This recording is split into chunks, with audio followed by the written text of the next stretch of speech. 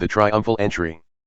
Now when they drew near to Jerusalem, to Bethphage and Bethany, at the Mount of Olives, Jesus sent 2 of his disciples, and said to them, Go into the village in front of you, and immediately as you enter it you will find a colt tied, on which no one has ever sat.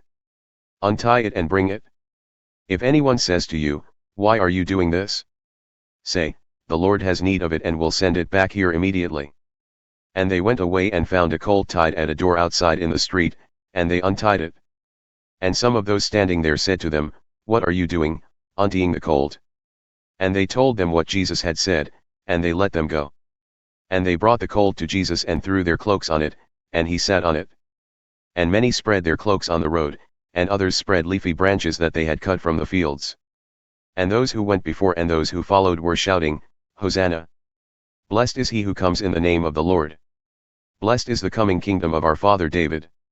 Hosanna in the highest. And he entered Jerusalem and went into the temple. And when he had looked around at everything, as it was already late, he went out to Bethany with the 12. Jesus curses the fig tree. On the following day, when they came from Bethany, he was hungry. And seeing in the distance a fig tree in leaf, he went to see if he could find anything on it. When he came to it, he found nothing but leaves, for it was not the season for figs. And he said to it, May no one ever eat fruit from you again. And his disciples heard it. Jesus cleanses the temple. And they came to Jerusalem.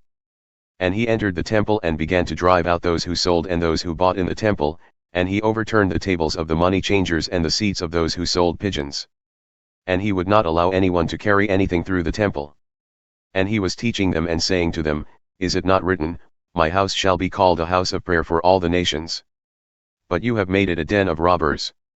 And the chief priests and the scribes heard it and were seeking a way to destroy him, for they feared him, because all the crowd was astonished at his teaching. And when evening came they went out of the city. The lesson from the withered fig tree. As they passed by in the morning, they saw the fig tree withered away to its roots. And Peter remembered and said to him, Rabbi, look! The fig tree that you cursed has withered. And Jesus answered them, Have faith in God. Truly, I say to you, whoever says to this mountain, Be taken up and thrown into the sea, and does not doubt in his heart, but believes that what he says will come to pass, it will be done for him. Therefore I tell you, whatever you ask in prayer, believe that you have received it, and it will be yours. And whenever you stand praying, forgive, if you have anything against anyone, so that your Father also who is in heaven may forgive you your trespasses. The authority of Jesus challenged. And they came again to Jerusalem. And as he was walking in the temple, the chief priests and the scribes and the elders came to him, and they said to him, By what authority are you doing these things, or who gave you this authority to do them? Jesus said to them, I will ask you one question, answer me, and I will tell you by what authority I do these things.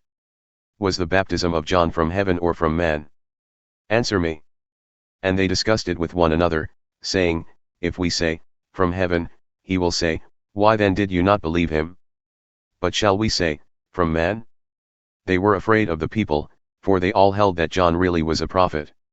So they answered Jesus, We do not know. And Jesus said to them, Neither will I tell you by what authority I do these things.